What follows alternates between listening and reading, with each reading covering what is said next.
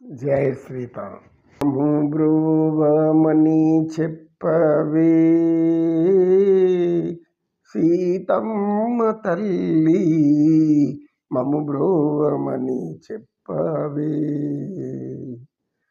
మము బ్రోవమని చెప్పు నారీ శిరోమణి, మము బ్రోవమని చెప్పు నారీ శిరోమణి, జనకుని కూతురా జనని జనకమ్మ, మము బ్రోవమని చెప్పవే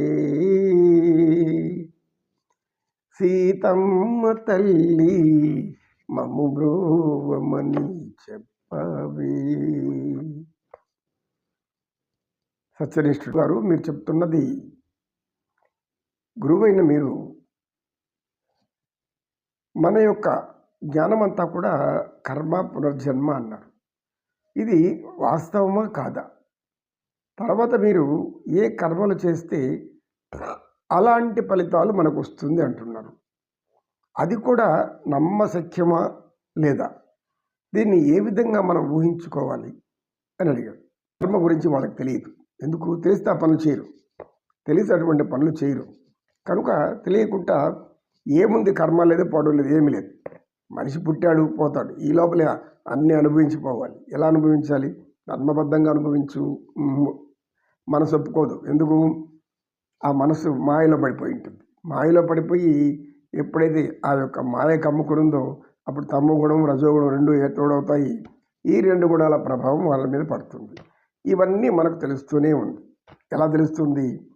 కొందరు సౌమ్యంగా, సాత్వికంగా, మంచిగా, ప్రియంగా, మితంగా ఎవరెవరికి సాయం కావాలో చేస్తూ అలా అందరి నుంచి మంచితో పలకరిస్తూ, మంచిగా మాట్లాడుతూ, మంచిని కోరుకుంటూ జీవించేవాడు కొంతమంది ఉన్నారు. ఆత్మ గుణత్రయ విభాగ యోగంలో భగవద్గీతలో తమో గుణము అనేది రాక్షసులకు మహాభీకరమైనటువంటి భూతపేత ప్రశాచాలు అలాంటివి ఏమన్నా ఉంటే అట్లాంటి వారికి ఉండొచ్చునేమో. కానీ ఇలాంటి స్వభావం ఉండేవాళ్ళు రాక్షసులు. పూర్వకాలం రాక్షసులు నశించినారు. ఇప్పుడు రాక్షసులు వాళ్ళు, వారికి స్వర్గానికి దారి ఉండదు, అక్కడ తరిమేస్తారు. ఎక్కడ దిక్కెలుచుకుంటే అలా గాల్లో తిరుగుతూ ఉంటారు. ఎవరైతే గుణాలు కలిగి ఉంటుంటున్నారో తామసిక గుణాలు వాళ్ళలో ప్రవేశిస్తారు. ప్రవేశించిన వెంటనే వారికి ఇంకా ఎక్కువ చేయాలనిపిస్తుంది. ఇట్లాంటి ఎప్పుడు ఈ పాపం చేసుకుంటూ పోవాలనిపిస్తుంది. మనం మారాలి, ఇంతకాలం చేసిన తప్పులు సరిపోతుంది, చాలు, ఇంకా తప్పు చేయకూడదు, భగవంతుడైన ఒకడున్నాడు అని అనుకున్న వారు మారిపోతారు. అంటే అప్పుడు పుణ్యఫలం పనిచేస్తూ వస్తుంది అన్నమాట. వాళ్ళకి దైవజ్ఞానం ఇవ్వబడుతుంది. లేదు, ఆ పుణ్యజ్ఞానమే లేకుండా పాపాల దృష్టిలోనే పెట్టుకొని పాపకర్మలన్నీ వీళ్ళని బట్టి పీడిస్తున్నప్పుడు దాని యొక్క స్వభావం తెలుసుకోకుండా ఏం చేస్తారు? కర్మలు చేసిందే చేస్తారు, ఇంకా ఎక్కువ చేస్తారు. ఎంత చేస్తూ ఉంటారో ప్రాణం పోయేంత చెయ్యాలి అనే పద్ధతిలో ఉంటుంది వాళ్ళ ఆలోచనలంతా. మార్పు ఉండదు. అనుకోరు, మారరు కూడా. ఎందుకు? పోగాలం దాపరిచిన వాళ్ళు మార్పు రాదు. పోకాలం దాపురించినటువంటి వాళ్ళకి మారాలనేటువంటి ఆలోచన కూడా ఉండదు. ఇంకా పెచ్చిపోతూనే ఉంటుంది. అహంకారం పెరుగుతుంది, ఆవేశం పెరుగుతుంది, దుర్మార్గం పెరుగుతుంది, దుష్ట స్వభావం పెరుగుతూ ఉంటుంది. అమితమైన దుర్మార్గాలు చేసుకుంటూ జీవిస్తుంటే జీవిత విధానం అనుకునే పద్ధతిలో ఉంటారు.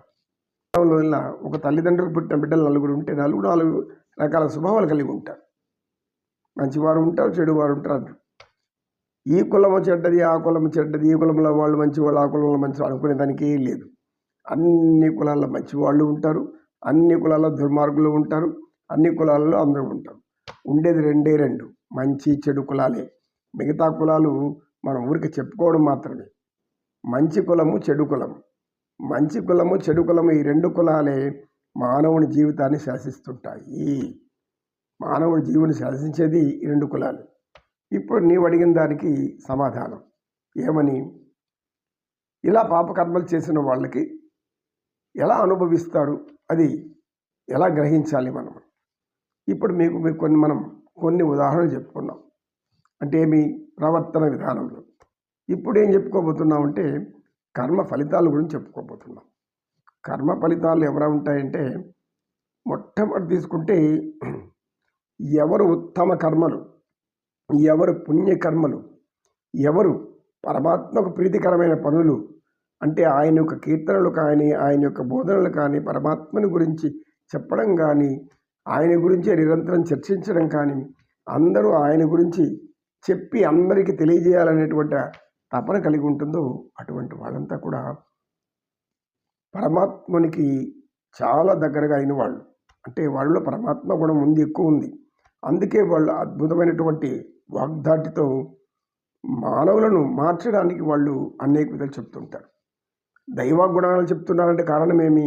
దైవ గుణాలు వాళ్ళు ఎందుకు చెప్తున్నారు? దైవ గుణాలు చెప్పేది ఎందుకు? మనం మారాలి. ఎందుకు మారాలి?